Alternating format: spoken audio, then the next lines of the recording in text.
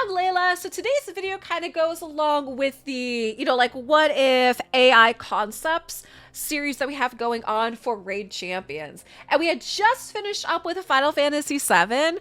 And now what we're going to do, because I'm a bit obsessed with Kpop Demon Hunters, and I'm sure most of you guys are too.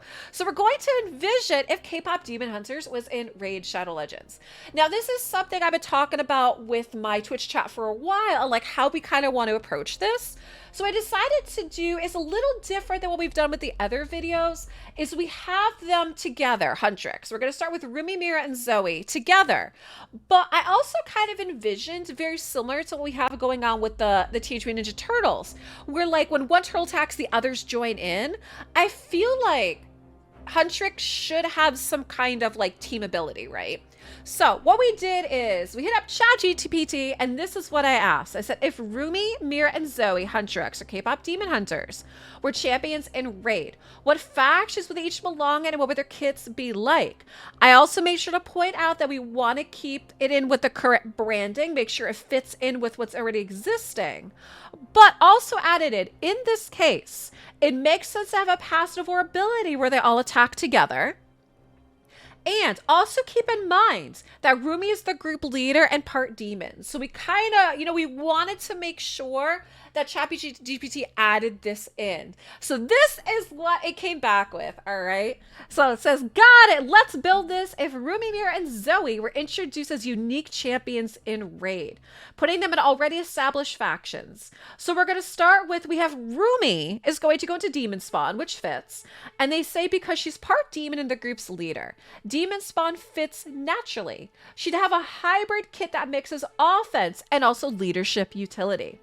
Mira they put into the High Elves. They say Mira's elegant artistic vibe aligns with the refined and radiant power of High Elves, and she brings precision, buffs, and a cleansing utility. And then Zoe they put into Shadowkin. They said Zoe's edgy rebellious aesthetic fits Shadowkin lore. She'd provide the debuffs, crowd control, and disruptive support. And I guess I could kind of see that because also looking at like the weapons that Mira has.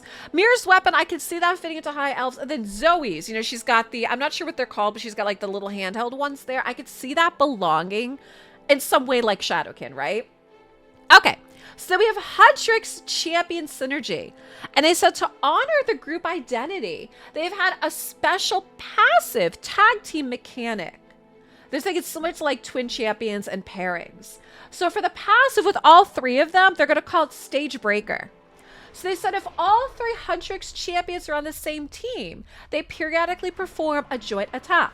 So at the end of each round, they strike together at a random enemy and the damage scales off each of their attacks. And if they're fighting against bosses, instead they perform a boosted AoE hit every 3 turns. And the idea is this makes them stronger as a trio, as they are, right? Huntrix is stronger together than they are single, but however, it still makes them viable in their solo factions. So I'd like to know, what do you guys think of this? Like I said, I specifically asked for like some kind of like basically synergy where they could do something together. And so we have that where it's going to be bosses versus non-bosses. So I'd love to know what you guys think of this. All right, let's start with Rumi. So for Rumi, we know that they put her in Demon Spawn and they see her as like a legendary support attack hybrid. Her A1 is called Infernal Beat. She attacks an enemy with a 40% chance to place a weaken. A2 is an AoE called Demonic Encore. It's an AoE and places block buffs for 2 turns if the enemy is under a debuff. A3 is called Leader's Resonance. Places increased attack and increased speed on all allies and fills ally turn meters by 20%. And her passive is called Demon Idol. Increases ally crit damage by 25% all battles. If Huntrix allies are present, Rumi counterattacks once whenever one of them is hit. Okay, so I like that again, ChatGPT kind of added in something where they get to attack together in some ways. So in this case, we do have the Huntrix Champion Synergy passive of Stage Breaker, but then we also have this passive where if we have the Huntrix allies there, she'll counterattack when one of them is hit. So that's Rumi. Next up, we have Mira. So Mira ends up being a high elf epic support. And then A1 ends up being Crystal Note. Attacks an enemy with a 30% chance to place decreased defense. A2, Radiant Harmony, heals all allies by 20% of max HP and removes a random debuff from each ally. A3 is called Spotlight Blessing, places block debuffs and increase accuracy on allies for 2 turns. And then now Mira's passive is called Guiding Light, heals allies by 5% of the max HP whenever they land a crit. So you like that because obviously that means you're going to want to build Rumi, Mira, and Zoe with max crit, max crit, and then you also want to build crit damage on that. So that's pretty good. And then Zoe, we have her Shadow Kid, so she can be an epic attack debuffer. All right, so then we have A1, Blade Drop, attacks an enemy with 50% chance to place decreased attack. A2 is Dark Rhythm, it's an AoE, which attacks all enemies with 60% chance to place a stun. A3, Rebellion's Cry, decreases turn meter of all enemies by 20%. It does an increased crit rate, increased crit damage on all allies for 2 turns. Now that's nice, because just like we talked about with Mira, with the healing with the crits, this means that if you have all of them together, you don't have to max out their crit rate because you can kind of work it with the 20% crit right here, right? And then her passive is called Edge of Chaos. Whenever Zoe lands a crit, she extends the duration of a random debuff on the target. Again, such a reason to make sure that all of these champions are built with max crit. So basically the summary of the rules is we have Rumi being kind of the leader. She does buffs, part offense, and then she also enhances the synergy. Mira's like the healer, cleanser, and sustain support. And we have Zoe with crowd control, debuffs, and damage amplification. And the team bonus of Stage Breaker. All 3 attack together in a cinematic style strike every few turns. So I like what they did here. I would love to know what you guys think of this. And then the last thing is I did ask for some lore for them. Right? So they didn't apply lore. So let's check out what we have for that. So for Rumi, we have the Infernal Idol. Born of both mortal and demonic blood, Rumi straddles 2 worlds. Once a gifted songstress who inspired hope among her people, she was lured by a pack with the demon spawn in a desperate bid to protect her companions. Twisted by infernal power, yet unbroken in will, she forged her own path, vowing never to be a pawn of darkness or light. Her commanding presence makes her both feared and revered. To allies, she is a blazing standard of leadership. To enemies, a relentless performer whose every strike feels like the crescendo of doom.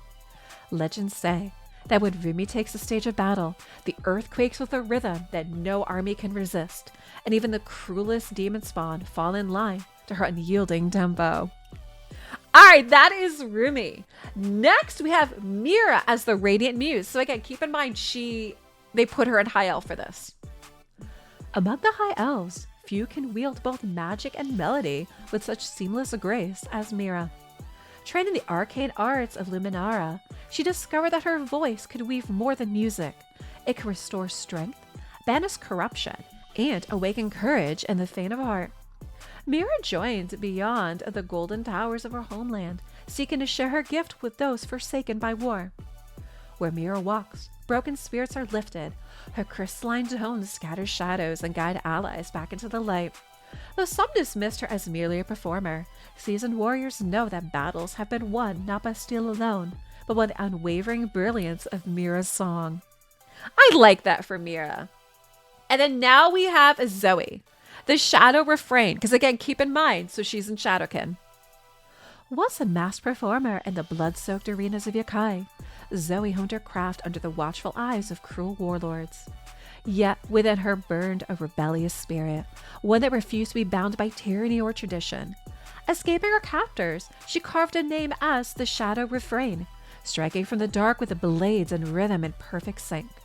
Her style is unpredictable, her strikes jagged and defiant, an echo of the chaos she once endured. Many underestimate her reckless edge, only to find themselves ensnared by her disruptive cadence. In Zoe's resonance, enemies falter, allies surge, and the battlefield becomes her stage of rebellion. Alright, so those are the lore stories for each of them individually, and it looks like we have kind of like a joint lore story as well. So we have Huntrix, a legacy in harmony.